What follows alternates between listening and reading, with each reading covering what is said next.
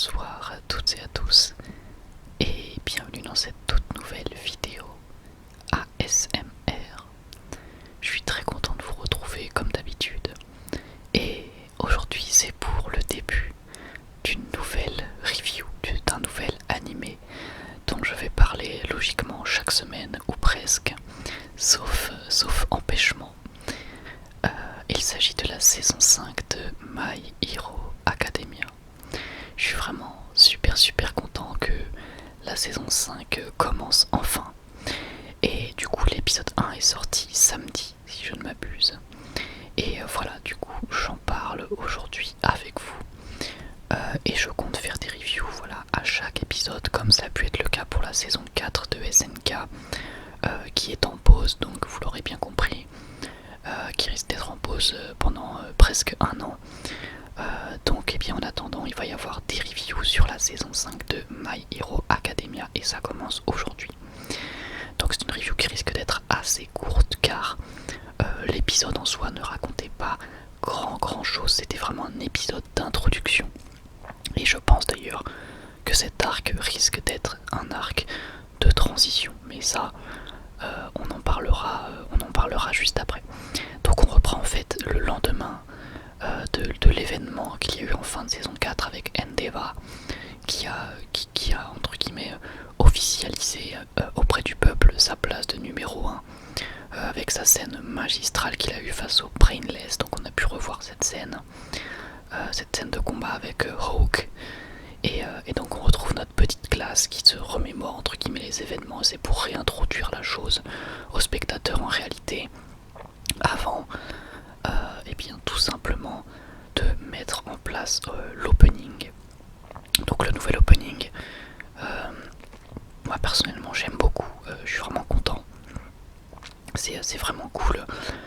Au niveau de la musique, après au niveau de l'animation ça reste assez classique, c'est joli mais sans plus, et puis c'est pas vraiment ce qui nous intéresse, mais en tout cas en termes de musique j'aime beaucoup.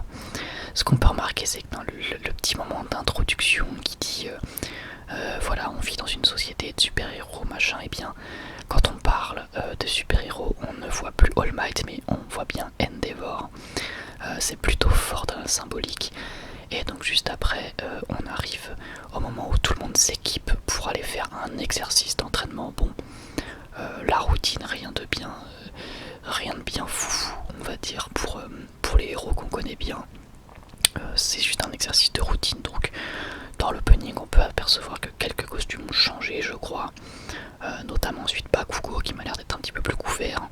À part ça pas grand chose à signaler en tout cas au premier visionnage. Mais surtout ce qu'on remarque le plus dans cet opening c'est que on a l'air d'être sur la classe A contre la classe B ou quelque chose comme ça. En tout cas ce qui est sûr c'est que là on est clairement, d'après l'opening, d'après les événements qu'on nous montre, on va vraiment rester dans l'enceinte de l'école et il ne devrait pas y avoir grand chose de fou. Je pense qu'il n'y aura pas de menace de vilain, mais simplement un affrontement entre deux classes, ou en tout cas ça va rester purement scolaire. Donc c'est un arc de transition de toute manière. My Hero Academia c'est tout le temps comme ça. T'as un arc avec des vilains, un arc de l'école, c'est l'arc de la saison 1, c'est l'arc des vilains. Après t'as l'arc du tournoi, après t'as un autre arc avec des vilains, après t'as un autre arc où là c'est pour passer le permis, bref, etc. Vous avez compris. Donc ça passe à chaque fois du coq à l'âne. Et donc là du coup et bien on part sur visiblement un arc de transition, sachant que le deuxième arc de la saison 4 était déjà un espèce d'arc de transition. Bah, on a l'air d'arriver sur un deuxième. Donc voilà, alors je sais que c'est pas ce que les gens préfèrent, même moi je pense que comme tout le monde je préfère les arcs avec les vilains quand il y a beaucoup d'enjeux, mais je ne connais pas cet arc, bien évidemment je n'ai pas lu Emacha, donc je ne parle pas sans savoir. Peut-être que cet arc sera exceptionnel, je n'en sais rien, mais en tout cas on verra bien. Ce qui est sûr c'est qu'on va en discuter. Donc on retrouve voilà tous les élèves et donc on va voir les élèves mettre en valeur leur capacité, leur pouvoir, ce qui permet à l'épisode finalement de représenter chacun des personnages. Mais en soi voilà, il n'y a pas grand chose d'ultra intéressant à dire. Il y a quelques scènes humoristiques notamment avec mince, comment il s'appelle, comment est-ce qu'il s'appelle déjà, bon, celui qui peut se transformer en ce qu'il mange,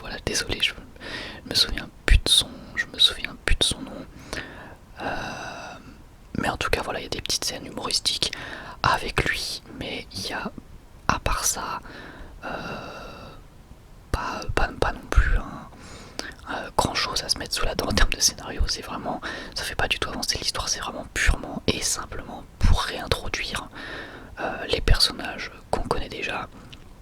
Et ça fait toujours plaisir, voilà. Mais voilà, c'est sympa parce qu'on peut revoir les personnages qu'on connaît et leurs pouvoirs. On a toujours une animation du studio Bones qui est très correcte, voire même très bonne par moments, que ce soit pour les anciennes saisons ou même pour cet épisode. Il y a des moments très très cool, mais voilà, encore une fois, il n'y a pas grand chose à dire. On voit que chacun ils se répartissent les rôles, on voit qu'ils donnent parfois la priorité aux victimes, on voit les capacités de chacun être mises en œuvre. On peut voir du coup les membres du Big Three agir en tant que vilain ou alors en tant que victime pour Mirio, pour le coup, que je kiffe. On voit que même s'il a plus son alter, il est prêt à prendre des risques, il s'en fiche complètement. Moi j'aime vraiment beaucoup ce personnage. Donc après voilà, comme j'ai dit, on voit les personnages mettre leur pouvoir, leur talent à profit, et puis surtout leur travail d'équipe. Du coup avec chacun des pouvoirs, c'est là que c'est vraiment assez intéressant. C'est de les voir agir ensemble, même de manière générale dans les machas. C'est quelque chose que je trouve extrêmement intéressant, le travail d'équipe qu'il peut y avoir, et la synergie dont j'ai parlé beaucoup de fois, la synergie de la classe. C'est ça que je trouve super, intéressant, voir les affinités entre les élèves, l'association de certains pouvoirs, etc. C'est ça qui est vraiment sympa dans les machas. Donc là on peut revoir ça un petit peu.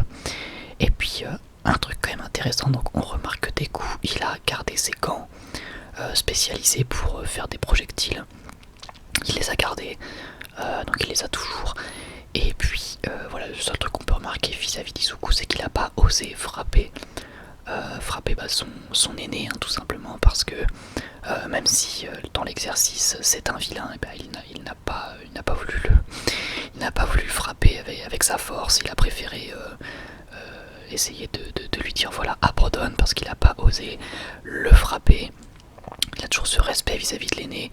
Là où pour le coup, quand on a Kirishima qui arrive avec Bakugo, là il n'y a plus de respect, il n'y a plus de respect pour les aider. Clairement ils vont pour le défoncer, le foutre à terre, et Bakugo va faire une explosion sans aucune forme de pitié, une explosion en plus qui va avoir une fumée en forme de tête de mort. Donc c'est pour, je pense, fait exprès pour rappeler le côté vraiment fou de Bakugo, le côté un peu dégénéré de Bakugo.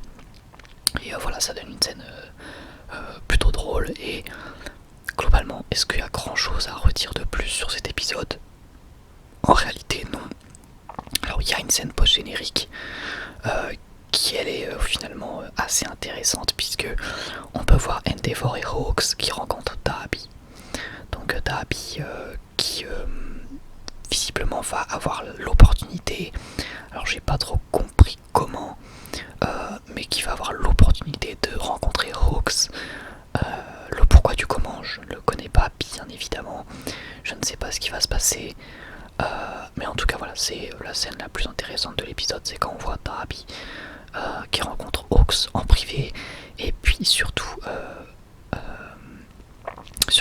voilà, le fait que on comprend du coup que Hawks peut avoir un intérêt pour Dabi, qu'il a une vraie raison de venir et de pas se battre directement. Et j'avoue que je ne sais pas quelle est cette raison, ça m'intrigue.